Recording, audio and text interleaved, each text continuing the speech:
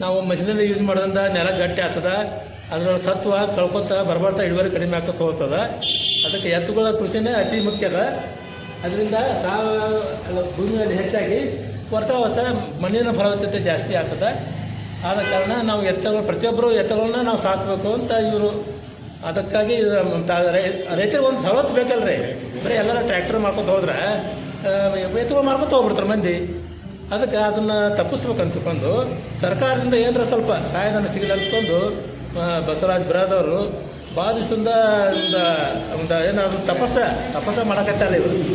ಅದನ್ನು ಮೆಚ್ಚಬೇಕಂತ ಅಂಥದ್ದು ಕೆಲಸ ನನಗೆ. ಅವರ ಪ್ರಯತ್ನಕ್ಕೆ ಯಶಸ್ವಿ.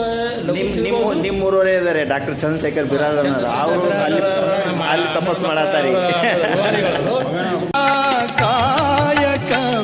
ಕೈಲಾಸ ಕಾಣಿರೋ ನಂದಿ ಗ್ಯಾಸ್, ನಂದಿ ವಿದ್ಯುತ್, ನಂದಿ ಆಹಾರ, ನಂದಿ ಗೊಬ್ಬರಗಳು, ನಂದಿ ಆರೋಗ್ಯ ವರ್ಧಕಗಳನ್ನು ಬಳಸಿದರೆ ಮಾತ್ರ ಇನ್ನು ಮುಂದೆ ನಮಗೆಲ್ಲ ಒಳ್ಳೆಯ ಭವಿಷ್ಯವಿದೆ.